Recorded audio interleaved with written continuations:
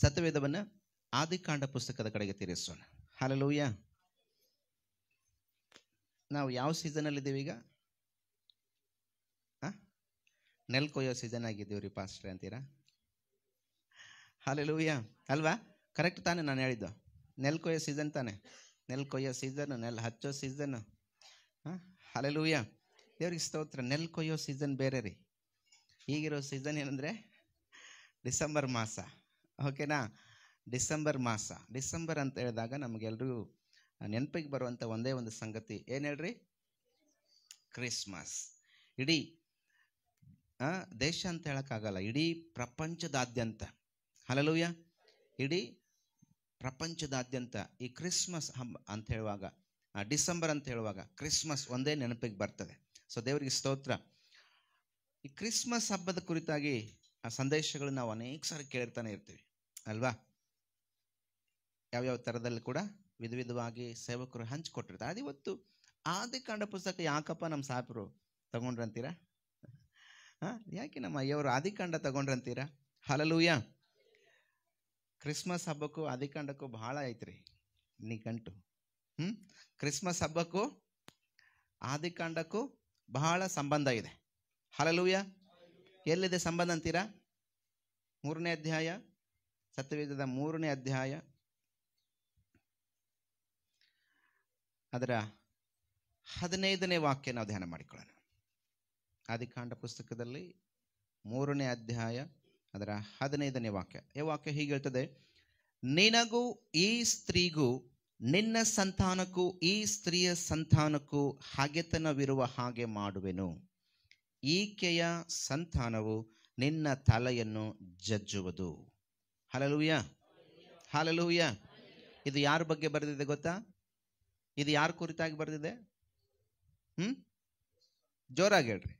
ನನಗೆ ಸ್ವಲ್ಪ ಕಿವಿ ಮಬ್ಬು, ಕಣ್ಣು ಮಬ್ಬಲ್ಲ, ಕಿವಿ ಮಬ್ಬು. ಹಲ್ಲೆಲೂಯ. ಯೇಸು ಕ್ರಿಸ್ತನ ಕುರಿತಾಗಿ. ಎಲ್ರಿ ಯೇಸು ಕ್ರಿಸ್ತ ಇದ್ದಾನೆ?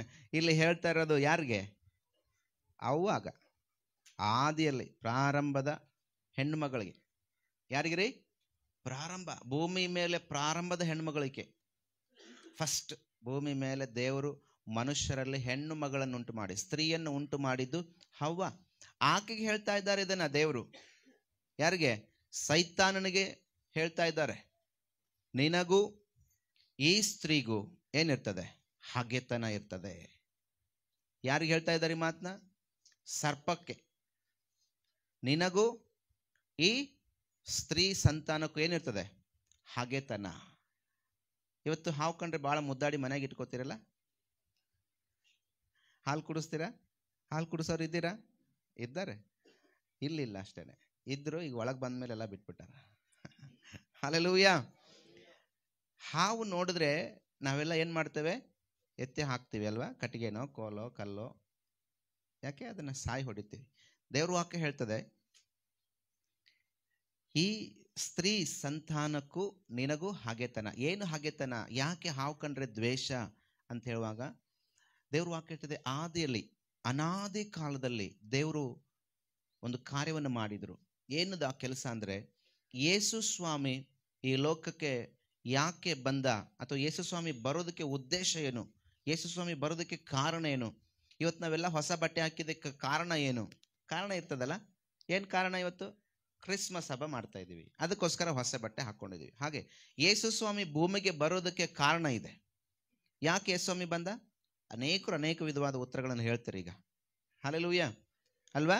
ನಮ್ಮ ಪಾಪ ತೊಳೆಯಕ್ಕೆ ಬಂದ ಅಲ್ಲ, ಬೇರೆ ಬೇರೆ ಬೇರೆ ಸಂಗತಿಗಳನ್ನು ಹೇಳ್ತೀರಿ. ಸಮಯ ಇಲ್ಲ, ಬೇಗ ನಾನೇ ಹೇಳ್ಬಿಡ್ತೀನಿ. ಆಮೇಲೆ ಯಾಕೆ ಯೇಸು ಸ್ವಾಮಿ ಬರಬೇಕಾಯ್ತು ಅಂತ ಹೇಳಿದ್ರೆ, ಈ ಸ್ತ್ರೀ ಮಾಡಿರುವಂಥ ಕೆಲಸ ಏನಿದೆ, ಕೆಲಸ ಅಲ್ಲಿ ದೇವರ ವಾಕ್ಯಕ್ಕೆ ವಿರುದ್ಧವಾಗಿ, ದೇವರ ಮಾತಿಗೆ ವಿರುದ್ಧವಾಗಿ ಅವರು ನಡೆದಿದ್ದರಿಂದ ಅವರು ಪಾಪಕ್ಕೆ ಬಿದ್ದರು ಅಂತ ದೇವರ ವಾಕ್ಯ ಹೇಳ್ತದೆ. ಹಲ್ಲೆಲೂಯ. ಅವರು ಪಾಪಕ್ಕೆ ಬಿದ್ದರು. ಆ ಪಾಪದಿಂದ ಅವ್ರನ್ನ ವಿಮೋಚನೆ ಮಾಡುವುದಕ್ಕೆ ಭೂಮಿ ಮೇಲೆ ನೀತಿವಂತರು ಯಾರೂ ಇರಲಿಲ್ಲ. ಆಮೇನ್. ಯಾರು ಇರಲಿಲ್ಲರಿ? ನೀತಿವಂತರು ಯಾರೂ ಇರಲಿಲ್ಲ. ನೀತಿವಂತರು ಇಲ್ಲದೆ ಇರುವಾಗ ದೇವರು ಕಾರ್ಯ ಮಾಡಿದರು. ಏನಂತ ಹೇಳಿದ್ರೆ, ಆದಿಯಲ್ಲೇ ದೇವರ ಪ್ರಣಾಳಿಕೆ ಇತ್ತು. ಏನಂದರೆ, ನೀತಿವಂತನಾದ ಮನುಷ್ಯನು ಸ್ತ್ರೀಯ ಸಂತಾನದಿಂದ ಬರಬೇಕಾಗಿತ್ತು. ಯಾರು? ನೀತಿವಂತನಾದ ಮನುಷ್ಯ, ಪರಿಶುದ್ಧ ಶಿಶು. ನಾವು ಮತ್ತಾಯನ ಸುವಾರ್ತೆಯಲ್ಲಿ ಓದ್ತೀವಿ ಅಲ್ವಾ? ಪರಿಶುದ್ಧವಾದ ಶಿಶು ಏನಾಗಬೇಕಾಗಿತ್ತು? ಮನುಷ್ಯರ ಒಂದು ಅವತಾರವನ್ನು ವ್ಯಕ್ತಿ, ನರ ಜನ್ಮವೆತ್ತಿ ಆತನು ಬರಬೇಕಾಗಿತ್ತು. ಅದಕ್ಕೆ ಈ ಸ್ತ್ರೀಯನ್ನ ದೇವರು ಆರಿಸ್ಕೊಳ್ತಾನೆ. ಅಲ್ಲಿ ಹೇಳ್ತದೆ, ಈ ಸ್ತ್ರೀಗೂ ನಿನಗೂ ಏನಿರ್ತದೆ? ಹಾಗೆತನ ಇರುವುದು. ಇವ್ರೇನ್ ಮಾಡ್ತಾರೆ? ಈಕೆಯ ಸಂತಾನವು ನಿನ್ನ ತಲೆಯನ್ನು ಜಜ್ಜುವುದು. ಇದನ್ನ ನಾವು ನೋಡುವಾಗ ಯೇಸು ಸ್ವಾಮಿ ಕುರಿತಾಗಿ ಹೇಳ್ತದೆ. ಅವರು ಅವಿಧೇಯರಾಗಿ ಬಿದ್ದು ಹೋದ್ರು. ಯಾರು?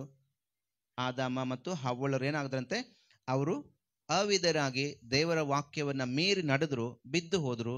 ಆದರೆ ಅದು ನೆಕ್ಸ್ಟ್ ನಮಗೆ ತಿಳಿಸುವಂಥದ್ದು ಏನಂದ್ರೆ, ಒಬ್ಬ ರಕ್ಷಕನು ಈ ಸಂತಾನದ ಮೂಲಕವಾಗಿ ಬರ್ತಾನೆ ಅಂತ ದೇವರ ವಾಕ್ಯ ಹೇಳ್ತಾರೆ. ಹಲ್ಲೆಲೂಯಾ. ಮನುಷ್ಯರಾಗಿರುವ ನಮಗೋಸ್ಕರವಾಗಿ ಮನುಷ್ಯನಾಗಿ, ದೇವನಾಗಿರುವ ದೇವರು, ದೇವ ಪುರುಷನಾಗಿರುವ ದೇವರು ಮನುಷ್ಯ ರೂಪವನ್ನು ಧರಿಸಿ ಈ ಸ್ತ್ರೀ ಸಂತಾನದಲ್ಲಿ ಏನ್ ಮಾಡಿದಂತೆ? ಆತನು ಜನಿಸಿ ಬಂದ. ಇವತ್ತು ನಾವು ಅನೇಕ ವಾಕ್ಯಗಳನ್ನು ತಗೊಂಡು ಹೋಗ್ಬೋದು. ನೀವು ಪ್ರವಾದನೆ ಗ್ರಂಥಗಳ ಪುಸ್ತಕದಲ್ಲಿ ಕೂಡ ನೋಡೋದಾದ್ರೆ ಹೆಚ್ಚು ಕಡಿಮೆ 600ರಿಂದ 700 ವರ್ಷ ಯೇಸುಸ್ವಾಮಿ ಹುಟ್ಟೋದಕ್ಕಿಂತ ಮುಂಚೆನೆ. ಯಾವಾಗ್ರಿ? 600ರಿಂದ 700 ವರ್ಷ ಮುಂಚೆನೆ ಪ್ರವಾದನೆಯನ್ನು ಹೇಳಿದರು. ಯೆಶಾಯನ ಪ್ರವಾದನೆ ಮೂಲಕವಾಗಿ ಪ್ರವಾದನೆಯನ್ನ ದೇವರು ನುಡಿಸಿದ್ರು. ಯೆಶಾಯನ ಪ್ರವಾದನೆ ಗ್ರಂಥ 7ನೇ ಅಧ್ಯಾಯ 14ನೇ ವಾಕ್ಯದಲ್ಲಿ. ಅದು ಮತ್ತಾಯನ ಬರೆಸುವಾರ್ತೆ 1ನೇ ಅಧ್ಯಾಯ 22ರಲ್ಲಿ ಅದು ನೆರವೇರ್ತದೆ. ಹಾಗೆ ನೀವು ಮುಂದೆ ಹೋಗ್ತಾ ಹೋದ್ರೆ ಗಲಾತ್ಯದವರು ಬರೆದ ಪತ್ರಿಕೆಯಲ್ಲಿ ಕೂಡ 4ನೇ ಅಧ್ಯಾಯ 5ನೇ ವಾಕ್ಯದಲ್ಲೂ ಕೂಡ ನಾವು ನೋಡ್ತೇವೆ. ಹಾಗೆ ನೆಕ್ಸ್ಟ್ ನಾವು ಹಾಗೆ ಮುಂದೆ ಹೋಗ್ತಾ ಹೋದ್ರೆ ಈ ವಾಕ್ಯ ಹೇಳ್ತದೆ, ಇಲ್ಲಿ ಈಗ ನಾವು ಓದಿದ್ವಲ್ಲ, ಈ ಸ್ತ್ರೀಗೂ ನಿನ್ನ ಸಂತಾನಕ್ಕೂ ಏನಿರ್ತದೆ? ಸ್ತ್ರೀ ಸಂತಾನಕ್ಕೂ ನಿನಗೆ ಹಾಗೆತನ. ಈ ಸ್ತ್ರೀಯ ಸಂತಾನದವರು ನಿನ್ನ ತಲೆಯನ್ನ ಜಜ್ಜುವರು. ನೋಡ್ರಿ, ಅದನ್ನ ರೋಮಾಪುರದಾಗ ಬರೆದ ಪತ್ರಿಕೆಯಲ್ಲಿ 16ನೇ ಅಧ್ಯಾಯ 20ನೇ ವಾಕ್ಯದಲ್ಲೂ ಕೂಡ ಬಹಳ ಸ್ಪಷ್ಟವಾಗಿ ಹೇಳ್ತದೆ. ಶೀಘ್ರವಾಗಿ ಏನಂತೆ? ಸೈತಾನನ ನಿಮ್ಮ ಕಾಲ ಕೆಳಗೆ ಹಾಕಿ ತುಳಿಯುವಿರಿ. ಹಲ್ಲೆಲೂಯಾ. ನಿದ್ರೆ ಮಾಡ್ತಾ ಇದ್ದೀರಲ್ಲ? ಓಕೆ. ಶೀಘ್ರವಾಗಿ ಸೈತಾನನನ್ನ ನಿಮ್ಮ ಕಾಲು ಕೆಳಗೆ ಹಾಕಿ ತುಳಿರಿ. ನೋಡಿ, ಅಲ್ಲಿ ತಲೆ ಜಜ್ಜಿರಿ ಅಂತ ಹೇಳಿದ್ರು, ಇಲ್ಲಿ ಅವನನ್ನು ಬಿಡಬೇಡ್ರಿ, ತುಳಿರಿ. ಅವನನ್ನ ಏನ್ ಮಾಡ್ರಿ? ತುಳಿತೀರಿ. ನೀವು ಹಾಕಿ ತುಳಿತೀರಿ. ಹಾಗೆ ನಾವು ಅನೇಕ ವಾಕ್ಯಗಳಿದೆ. ಇಬ್ರಿಗೆ ಬರೆದ ಪತ್ರಿಕೆಯಲ್ಲೂ ಕೂಡ 2ನೇ ಅಧ್ಯಾಯ 14ನೇ ವಾಕ್ಯ ಈಗ ಹೇಳ್ತದೆ, ಇದಲ್ಲದೆ ಮಕ್ಕಳು ರಕ್ತ ಮಾಂಸಧಾರಿಗಳಾಗಿರುವುದರಿಂದ ಆತನು ಅವರಂತೆಯೇ ಆದನು. ಆತನು ಏನಂತ ಆದ್ನಂದ್ರಿ? ನಮ್ಮಂತೆ ರಕ್ತ ಮಾಂಸವಾಗಿ ಈ ಲೋಕಕ್ಕೆ ಬಂದನು. ತನ್ನ ಮರಣದಿಂದಲೇ ಮರಣಾಧಿಕಾರಿಯನ್ನು ಅಂದರೆ ಸೈತಾನನನ್ನು ಅಡಗಿಸಿ ಬಿಡುವುದಕ್ಕೂ ಆತನು ಬಂದನು. ಯಾಕೆ ಬಂದಂತೆ? ಸೈತಾನನನ್ನ ಅಡಗಿಸುವುದಕ್ಕೆ, ಅವನನ್ನ ತುಳಿಯುವುದಕ್ಕೆ, ಅವನ ತಲೆ ಜಜ್ಜುವುದಕ್ಕೆ. ಇದನ್ನ ನಾವು ಆದಿಕಾಂಡದ ಪುಸ್ತಕದಲ್ಲಿ ನೋಡ್ತೀವಿ. ಆದಿಕಾಂಡ, ಅದಕ್ಕೇನೆ ಇದನ್ನು ನಾವು ಇವತ್ತು ಆರಿಸ್ಕೊಂಡಿದ್ದು. ಆದಿಕಾಂಡ ಪುಸ್ತಕದಲ್ಲಿ 3ನೇ ಅಧ್ಯಾಯ 15ನೇ ವಾಕ್ಯ ಅಲ್ಲಿ ಬಹಳ ನಾವೀಗಾಗಲೇ ಓದ್ಕೊಂಡು ಬಂದಿದ್ದೀವಿ. ನಿನ್ನ ಸಂತಾನಕ್ಕೂ ಈ ಸ್ತ್ರೀಯ ಸಂತಾನಕ್ಕೂ ಹಾಗೆತನ ಇರುವುದು. ನಿನ್ನ ತಲೆಯನ್ನ ಈ ಸ್ತ್ರೀಯ ಸಂತಾನ ಜಜ್ಜತ್ತೆ. ಯಾಕೆ ಜಜ್ಜತ್ತೆ ಅಂದ್ರೆ, ಪಾಪಕ್ಕೆ ಪ್ರೇರೇಪಿಸಿದ್ರಲ್ವಾ? ಪಾಪಕ್ಕೆ ಏನ್ ಮಾಡ್ತದು? ಮನುಷ್ಯರನ್ನ ಪ್ರೇರೇಪಿಸ್ತು. ಅದಕ್ಕೆ ನಿನ್ನ ತಲೆಯನ್ನ ಅವರು ಜಜ್ಜುತ್ತಾರೆ. ನೀನು ಮಾಡಿದ್ದ ಈ ಪಾಪ ಹೆಂಗೆ ನಿವಾರಣೆ ಆಗುತ್ತಂದ್ರೆ, ಒಬ್ಬ ಪುರುಷನು, ಮಹಾಪುರುಷನು, ಪರಿಶುದ್ಧವಾದ ಶಿಶುವಾಗಿ ಮನುಷ್ಯರ ಮಧ್ಯದಲ್ಲಿ ಆತನ ಏನ್ ಮಾಡ್ತಾನೆ? ಜನಿಸಿ ಬರ್ತಾನೆ. ಆತನ ಮರಣದ ಮೂಲಕವಾಗಿ ನಿಮಗೇನಾಗ್ತದೆ? ಪಾಪದ ಪರಿಹಾರ. ಹಲ್ಲೆಲೂಯಾ. ಆತನ ಮರಣದ ನಿಮಿತ್ತವಾಗಿ ನಮಗೆ ಇವತ್ತೇನಾಗಿದೆ? ಪಾಪದಿಂದ ಪರಿಹಾರ. ಯಾಕೆಂದ್ರೆ ಆತನು ಹುಟ್ಟಿರುವಂಥದ್ದು ಪರಿಶುದ್ಧವಾದ ಶಿಶುವಾಗಿ. ಇವತ್ತು ನಾವು ಹುಟ್ಟಿರುವಂಥದ್ದು ನಮ್ಮ ತಂದೆ ತಾಯಿಗಳ ಸಂಕಲ್ಪದಿಂದ. ಆದರೆ ಯೇಸು ಸ್ವಾಮಿ ಹುಟ್ಟಿರುವಂಥದ್ದು ಪರಿಶುದ್ಧಾತ್ಮ ದೇವರ ನೆರಳು ಮರಿಯಳ ಮೇಲೆ ಬರುವಾಗ, ಪರಿಶುದ್ಧಾತ್ಮ ದೇವರ ನೆರಳು ಮರಿಯಳ ಮೇಲೆ ಬರುವಾಗ ಆಕೆ ಗರ್ಭ ಧರಿಸ್ಕೊಂತಾಳೆ. ಆಗ ಹುಟ್ಟುವ ಶಿಶು ಅದು ಪರಿಶುದ್ಧವಾದ ಶಿಶುವಾಗಿರ್ತದೆ. ಆ ಮಗನ ಒಂದು ವಾಕ್ಯ ಹೇಳ್ತದೆ, ನೀವು ವೇದಗಳಲ್ಲೂ ನಾವು ಅನೇಕ ವೇದಗಳನ್ನು ನಾವು ನೋಡ್ತೀವಿ. ವೇದ ಉಪನಿಷತ್ತುಗಳು ಅಲ್ವಾ? ಋಗ್ವೇದ, ಯಜುರ್ವೇದ, ಸಾಮವೇದ, ಈ ವೇದಗಳಲ್ಲೂ ಕೂಡ ವಾಕ್ಯ ಹೇಳ್ತದೆ, ನಾವು ರಕ್ತ ಮಾಂಸಧಾರಿಗಳಾಗಿರೋದ್ರಿಂದ ಆತನು ರಕ್ತ ಮಾಂಸವಾಗಿ ಬಂದನಂತೆ. ನೀವು ಸಾಮವೇದದಲ್ಲೂ ಕೂಡ ನಾವು ನೋಡಬಹುದು. ಮತ್ತೆ ಅನೇಕ ಶ್ಲೋಕಗಳಿದೆ. ಓಂ ಮೃತ್ಯುಂಜಾಯ ನಮಃ, ಓಂ ಕನ್ಯಾಸುತಾಯ ನಮಃ, ಓಂ ಕಾಲಕಾಲಾಯ ನಮಃ ಅಲ್ವಾ, ಓಂ ತ್ರಿಶೂಲಾಯ ನಮಃ. ಹೀಗೆ ಅನೇಕ ಶ್ಲೋಕಗಳು ವೇದಗಳಲ್ಲಿ ಬರೆದಿರುವಂಥದ್ದು. ಅದಕ್ಕೆ ಬೈಬಲಲ್ಲಿ ಉತ್ತರಗಳನ್ನು ನಾವು ನೋಡ್ತೇವೆ, ಅದಕ್ಕೆ ಉತ್ತರಗಳಿದಾವು. ಸೊ ಇವೆಲ್ಲ ನಡಿಬೇಕಾಗಿತ್ತು.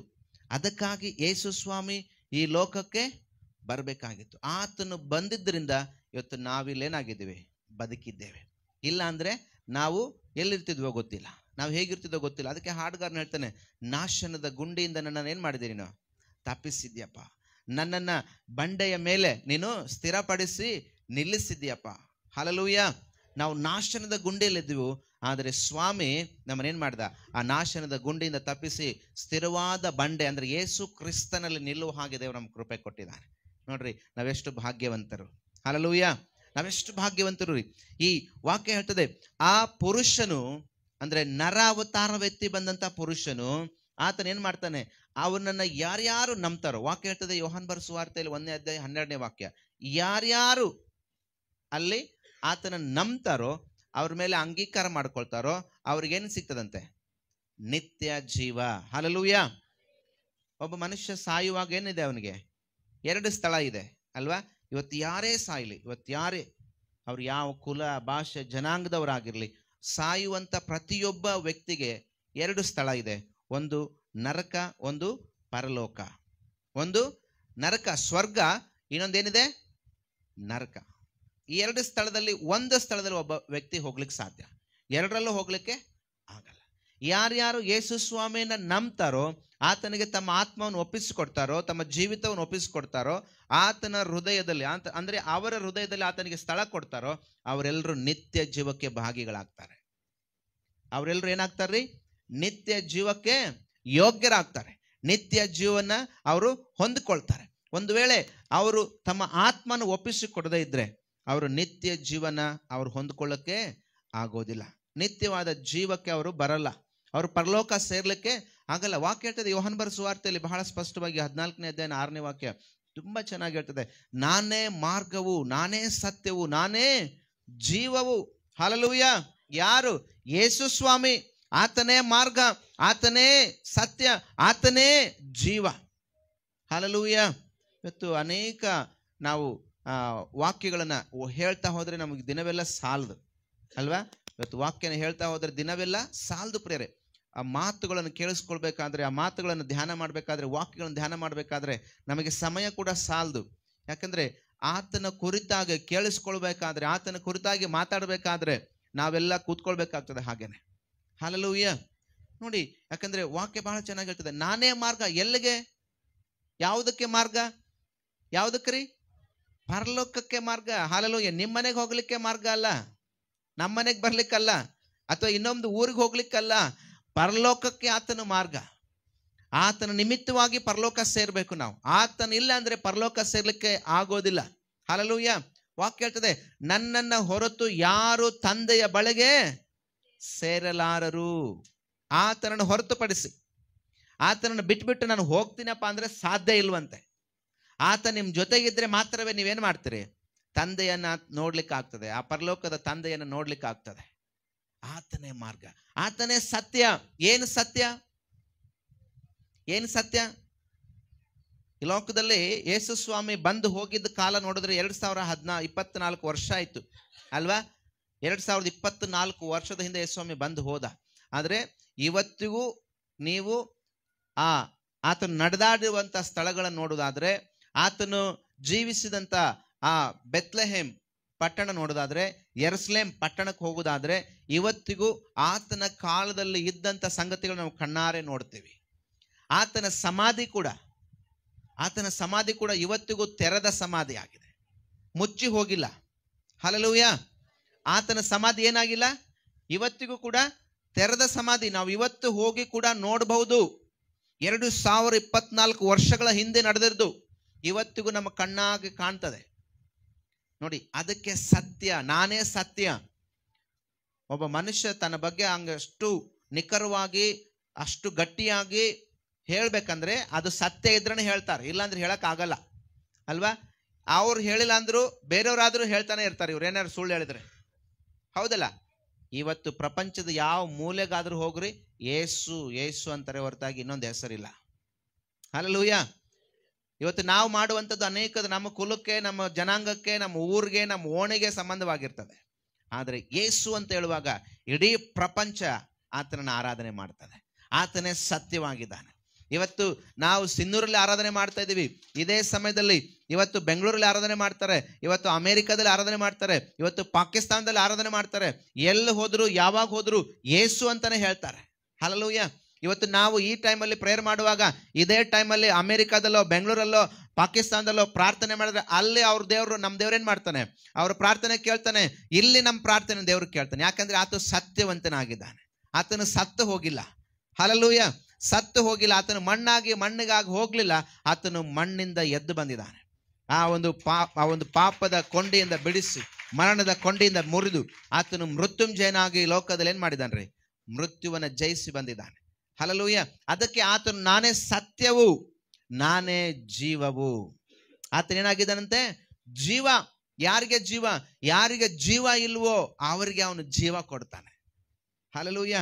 ಯಾರಿಗೆ ಜೀವ ಇಲ್ವೋ, ಯಾರಿಗೆ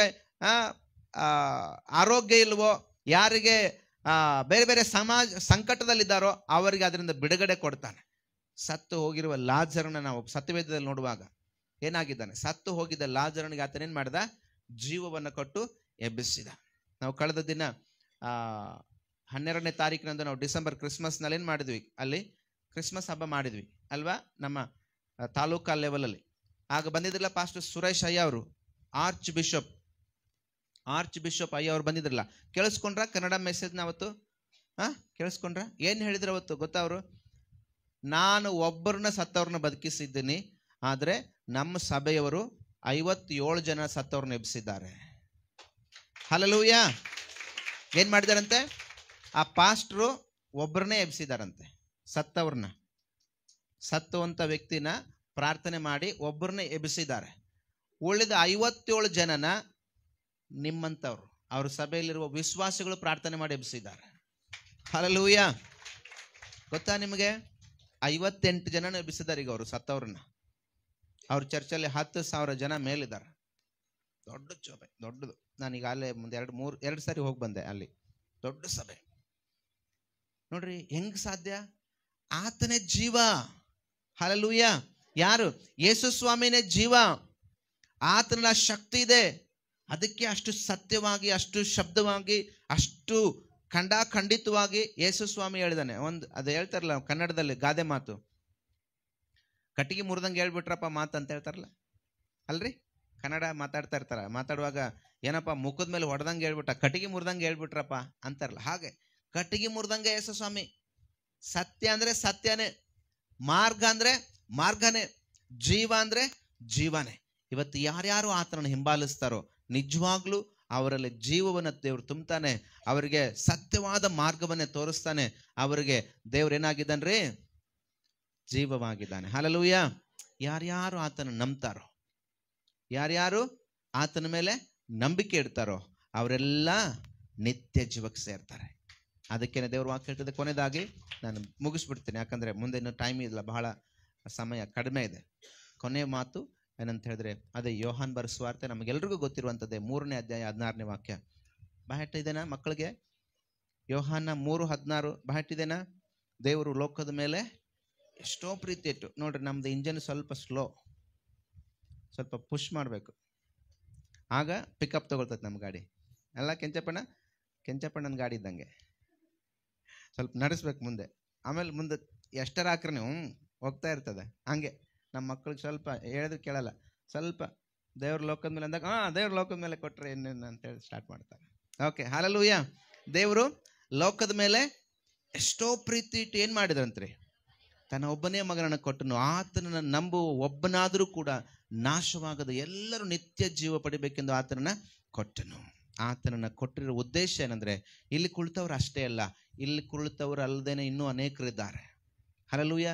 ನಿಮ್ಮ ಮನೆಯಲ್ಲಿದ್ದಾರೆ, ನಿಮ್ಮ ಊರಲ್ಲಿದ್ದಾರೆ, ನಿಮ್ಮ ಅಕ್ಕಪಕ್ಕದಲ್ಲಿದ್ದಾರೆ, ನಿಮ್ಮ ಸಂಬಂಧಿಕರಿದ್ದಾರೆ, ನಿಮ್ಮ ಬಂಧುಗಳಿದ್ದಾರೆ. ಯಾರು ಕೂಡ ನಾಶ ಆಗಬಾರ್ದು. ಅದಕ್ಕಾಗಿ ಯೇಸು ಸ್ವಾಮಿ ಲೋಕಕ್ಕೆ ಬಂದಿದ್ದು. ಇವತ್ತು ನಾವು ಹೊಸ ಬಟ್ಟೆ ಹಾಕೊಂಡು ಏನೋ ಊಟ ಮಾಡ್ಕೊಂಡು ನಾವು ಖುಷಿ ಪಡೋದಷ್ಟೇ ಇಲ್ಲ, ನಮ್ಮ ಜೊತೆಲಿ ಅವರು ಖುಷಿ ಪಡಬೇಕು. ಆಮೇಲೆ ನಮ್ಮ ಜೊತೆಲಿ ನಮ್ಮ ಬಂಧು ಮಿತ್ರರು ಬರಬೇಕು, ಅವರು ಸತ್ಯ ತಿಳ್ಕೊಳ್ಬೇಕು. ದೇವ್ರ ವಾಕ್ಯ ಹೇಳ್ತದೆ ಯೋಹಾನ್ ಬರೆದ ಸುವಾರ್ತೆ 8ನೇ ಅಧ್ಯಾಯದಲ್ಲಿ, ಸತ್ಯವನ್ನ ತಿಳ್ಕೊಳ್ಳುವಿರಿ, ಸತ್ಯವು ನಿಮ್ಮನ್ನ ಬಿಡುಗಡೆ ಮಾಡುತ್ತೆ. ಏನ್ ಬಿಡುಗಡೆ ಮಾಡ್ತದೆ? ಏನೋ ಬಂದು ಕೈ ಇಟ್ಟು ಏನೋ ಮಾಡಂಗಿಲ್ಲ. ಬಿಡುಗಡೆಗೋಸ್ಕರ ಏನು ನಾವು ಏನೋ ಮಾಡಂಗಿಲ್ಲ. ಸತ್ಯ ತಿಳ್ಕೊಂಡ್ರೆ ಸಾಕು. ಬೆಳಗ್ಗೆ ನಾನು ಹೇಳ್ತಾ ಇದ್ದೆ ಲಕ್ಷ್ಮಕ್ಕಾಗೆ, ಸತ್ಯ ತಿಳ್ಕೊಂಡ್ರೆ ಸಾಕು. ಸತ್ಯನ ನಿಮ್ಮನ್ನ ಬಿಡುಗಡೆ ಮಾಡೋದು. ಯಾರು ಎಲ್ಲಿಗೆ ಹೋಗಿ ಬಂದ್ರು ಕೂಡ ಅಷ್ಟೇನೆ, ಎಲ್ಲರೂ ಮನುಷ್ಯರೇ. ನಾವೆಲ್ಲರೂ ಮನುಷ್ಯರೇ. ಇವತ್ತು ಈ ಊರು ಸಿನ್ನೂರು ಬಿಟ್ಟು ಬೆಂಗಳೂರು ಬಿಟ್ಟು ಎಲ್ಲೋ ಬೆಲ್ಲಂಪಲ್ಲಿ, ಬೆಂಗಳೂರು ಬಿಟ್ಟು ಎಲ್ಲೋ ಗುತ್ತಿ, ತಿರುಪತಿ, ಎಲ್ಲಿ ಹೋದ್ರು ಎಲ್ಲ ಮನುಷ್ಯರೇ. ಒಂದು ಅರ್ಥ ಮಾಡ್ಕೊಳ್ರಿ, ನೀವು ಇಲ್ಲಿ ಬಿಟ್ಟು ಎಲ್ಲಿ ಹೋಗ್ರಿ ಎಲ್ಲ ಕಡೆ ಇರೋದು ಮನುಷ್ಯರೇ. ಮನುಷ್ಯರ ಒಳಗಿರೋ ಒಬ್ಬನೇ. ಇಲ್ಲಿ ಬಿಟ್ಟು ಅಲ್ಲಿ ಬಿಟ್ಟು ಎಲ್ಲಿ ಬಿಟ್ಟು ಎಲ್ಲರೂ ಹೋಗ್ರಿ, ಎಲ್ಲರ ಒಳಗಿರೋದಾತ ಒಬ್ಬನೇ ಏಸಪ್ಪ. ಅಲ್ಲಿ ಬೇರೆ ಬೇರೆ ಇಲ್ಲ. ಅರ್ಥ ಆಯ್ತಾ? ಅಲ್ಲಿ ಬೇರೆ ಬೇರೆ ಇಲ್ಲ. ಆ ಪಾಸ್ಟರ್ ಬಂದಿದ್ರಲ್ಲ, ಅವ್ರು ಹೇಳ್ತಾ ಇದ್ರು, ಸಾಕ್ಷಿ ಹೇಳ್ತಾ ಇದ್ರು. ಅವರು ಯೇಸುಸ್ವಾಮಿನ ನಂಬೋದಕ್ಕಿಂತ ಮುಂಚೆ, ಯೇಸುಸ್ವಾಮಿನ ನಂಬೋದಕ್ಕೆ ಮುಂಚೆ ಅವರು ಕಾಲೇಜು ಸ್ಕೂಲ್ಗೆ ಹೋಗುವಾಗ ಅವ್ರ ಫ್ರೆಂಡ್ಸ್ ಅವರೆಲ್ಲ ಮಾತಾಡ್ಕೊಳ್ತಿದ್ರಂತೆ. ಇವ್ರು ಯೇಸುಸ್ವಾಮಿ ನಂಬುದಿಲ್ಲ. ಆಗ ನಮ್ಮ ದೇವ್ರು ನೋಡ್ಲೆ ಹೆಂಗದನ, ನಮ್ಮ ದೇವ್ರ ಕೈಯಾಗ ನೋಡಿ ಹೆಂಗದಾವ, ಏನಾರ ಬಂದ್ರೆ ಹಂಗೆ ತಿವುದು ಹೊರಗೆ ಹಾಕ್ಬಿಡ್ತಾರ.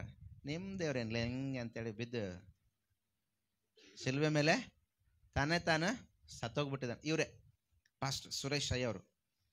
ನಿಮ್ಮ ದೇವ್ರಿಗೆ ಕಾಪಾಡ್ಕೊಳಕ್ಕೆ ಎಲ್ಲ ಹಿಂಗ ಶಿಲ್ವೆ ಮೇಲೆ ಸತ್ತೋಗ್ಬಿಟ್ಟಿದ್ದಾನಂತ ಇವರು ಹೇಳ್ತಿದ್ರಂತೆ ಅವರು ಸ್ನೇಹಿತರಿಗೆ. ಇವ್ರು ಯೇಸುಸ್ವಾಮಿ ನಂಬೋದಕ್ಕಿಂತ ಮುಂಚೆ ನಮ್ಮ ಹಂಗೆ ಕಾಲೇಜು ಸ್ಟೂಡೆಂಟ್ಸ್ ಇದ್ದಾರಲ್ಲ ಈಗ, ನಮ್ಮ ಮಕ್ಕಳು, ಅವರು ಹಂಗೆ ಸ್ಕೂಲು ಕಾಲೇಜ್ಗೆ ಹೋಗುವಾಗ ನಮ್ಮ ದೇವ್ರ ಕೈಯಾಗ ನೋಡು ಅಂದ್ರಾಗ ಬರ್ಚಿ ಒಂದು ಕೈಯಲ್ಲಿ ಅದು ಇದು ಯಾರು ಮುಂದೆ ಬಂದ್ರೆ ಹಂಗೆ ತಿವದು ಹೊರಗೆ ಹಾಕ್ಬಿಡ್ತಾರೆ. ನಿಮ್ಮ ದೇವ್ರೇನು ಹಿಂಗೆ ಹೋಗಿ ಶಿಲ್ಬೆ ಮೇಲೆ ಸತ್ತಾಗಿದ್ದ, ನಿಮ್ಮ ದೇವ್ರು ನಿಮಗೆ ಕಾಪಾಡ್ಕೊಳಕ್ಕಿಲ್ಲ ಅಂತ ಇವರು ಅವ್ರ ಫ್ರೆಂಡ್ಸ್ಗೆಲ್ಲ ಹಾಸ್ಯ ಮಾಡ್ತಿದ್ರಂತೆ. ಹಾಸ್ಯ ಮಾಡ್ತಾ ಇದ್ದಾಗ ದೇವ್ರು ಇವ್ರದಲ್ಲಿ ಕಾರ್ಯವನ್ನು ಮಾಡಿ ಇವತ್ತು ಅವರು ಸಭೆ ಕಟ್ಟಿ ಇವತ್ತು 10,000 ಜನ ಅವ್ರ ಸಭೆಗೆ ಬರ್ತಾರೆ. ಹಲ್ಲೆಲೂಯಾ. ಅವರಿದ್ದ ಹುಣಸೂರಿನಲ್ಲಿ, ಅವರಿರೋದು ಹುಣಸೂರಿನಲ್ಲಿ ಯಾವ ಏರಿಯಾಗ ಹೋದ್ರು ಅವ್ರನ್ನ ಗಿಡಕ್ಕೆ ಕಟ್ಟಿ ಹಾಕಿ ಹೊಡೆದಿದ್ದಾರೆ, ಬೂಟ್ಗಾಲಲ್ಲಿ ಒದ್ದಿದ್ದಾರೆ. ಅವ್ರು ಹೇಳ್ತಾರೆ ಸಾಕ್ಷಿ, ಬೂಟ್ಗಾಲಲ್ಲಿ ಒದ್ದಿದ್ದಾರಂತೀರಿ, ಮೈಯೆಲ್ಲ ನೋವು ಮಾಡ್ಕೊಂಡು ಹಣ್ಣಾಗಿ ಕಟ್ಟಿ ಹಾಕಿ ಹೊಡೆದಿದ್ದಾರೆ. ಎಲ್ಲೆಲ್ಲಿ ಕಟ್ಟಿ ಹಾಕಿ ಹೊಡೆದಾರ ಇಡೀ ಊರೇ ದೇವ್ರ ಕಡೆ ಬಂದಿದ್ದಾವೆ. ಹಲ್ಲೆಲೂಯಾ. ನೀವು ಇನ್ನೊಂದು ಯೂಟ್ಯೂಬ್ನಲ್ಲಿ ಹೆಣ್ಮಕ್ಳು ಕೂದಲ ಅಡ್ವರ್ಟೈಸ್ ಬರ್ತದೆ, ಕೇಳಿಸ್ಕೊಂಡ್ರೆ?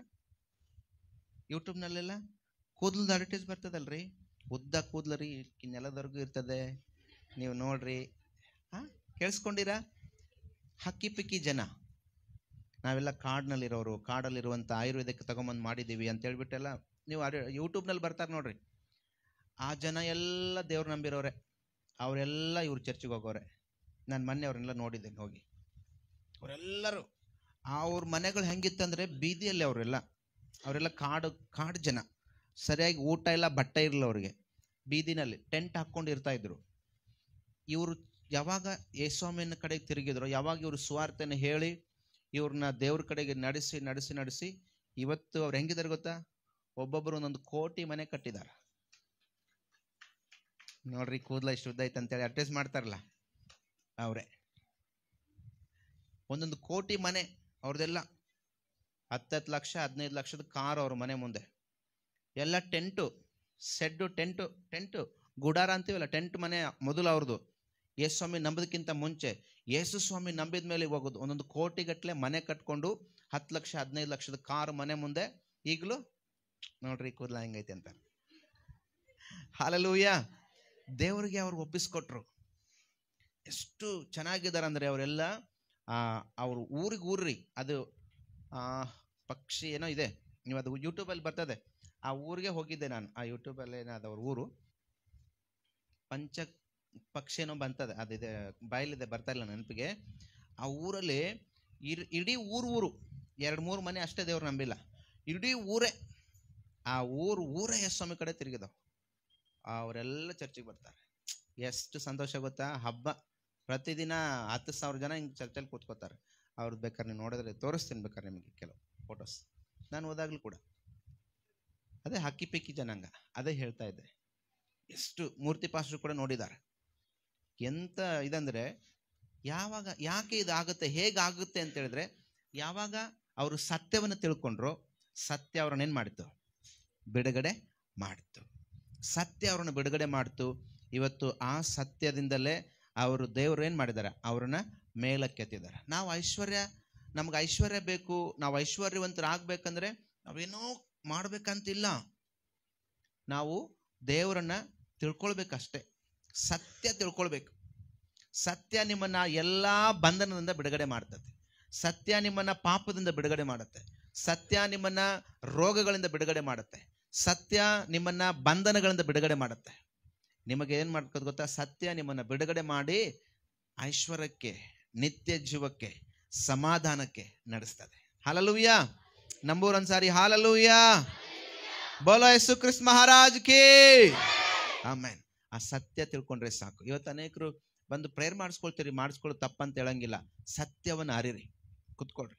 ದೇವ್ರೆ, ನನ್ನ ನಿನ್ನ ಮಗನಾಗಿ ಸೇರಿಸ್ಕೊಂಡಿದ್ದಿಲ್ಲ, ನನ್ನ ಮಗಳಾಗಿ ಸೇರಿಸ್ಕೊಂಡಿದ್ದಿಲ್ಲ, ನನಗೆ ಆಶೀರ್ವಾದ ಮಾಡು, ನನಗೆ ಈ ನೋವಿನಿಂದ ಬಿಡುಗಡೆ ಕೊಡು. ಕಳೆದ ವಾರ ಸಾಕ್ಷಿ ಕೇಳಿಸ್ಕೊಂಡ್ರಲ್ಲ, ಮೂರ್ತಿ ಪಾಸ್ಟರ್ ಹೇಳಿದ್ರು, ಸಾಕ್ಷಿ ಕೇಳಿಸ್ಕೊಂಡ್ರಲ್ಲ. ಏನು ಮಾಡಿದ್ರು? ಯಾವ ಆಸ್ಪತ್ರೆಗೆ ಹೋಗ್ಲಿಲ್ಲ, ಕುತ್ಕೊಂಡ್ರು, ಮೊಣಕಾಲು ಹಾಕಿ ಪ್ರಾರ್ಥನೆ ಮಾಡಿದ್ರು. ದೇವರು ಅದರಿಂದ ಬಿಡುಗಡೆ ಕೊಟ್ಟ. ನಿನ್ನೆ ದಿನ ನನಗೆ ನಿಂತ್ಕೊಳ್ಳೋಕ್ಕಾಗಿಲ್ಲ.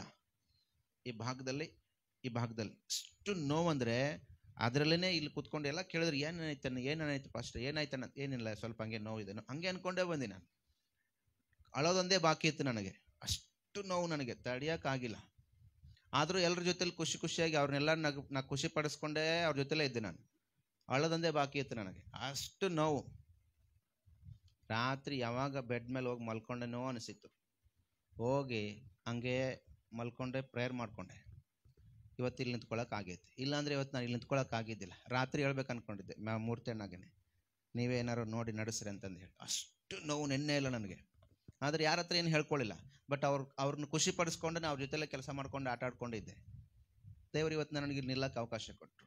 ಸತ್ಯವನ್ನು ತಿಳ್ಕೊಳ್ರಿ. ನಮಗೆ ದೇವ್ರು ಏನು ಮಾಡಿದಾನೆ ಗೊತ್ತಾ? ನಾವು ಮನುಷ್ಯರ್ರಿ, ನಮಗೆ ಬಲಹೀನತೆ ಇದೆ, ನಮಗೆ ನೋವಿದೆ, ನಮಗೆ ದುಃಖ ಇದೆ. ಆ ದುಃಖ ನೋವುಗಳ ಮಧ್ಯದಲ್ಲಿ ದೇವರನ್ನ ಏನು ಮಾಡ್ಬೇಕು? ನಾವು ಘನಪಡಿಸ್ಬೇಕು. ಆಗ ದೇವರು ಅದರಿಂದ ನಮ್ಮನ್ನು ಗುಣಪಡಿಸ್ತಾನೆ. ನಾವು ದೇವ್ರನ್ನ ಘನಪಡಿಸಿದ್ರೆ ದೇವ್ರು ನಮಗೆ ಗುಣಪಡಿಸ್ತಾನೆ. ಎಷ್ಟು ಲಿಂಕ್ ಇದೆ ಅಲ್ಲ. ಹಲ್ಲೆಲೂಯಾ. ನಾವೆಲ್ಲ ಎದ್ದು ನಿಂತ್ಕೊಳ್ಳೋಣ ದೇವ್ರ ಸನ್ನಿಧಾನ.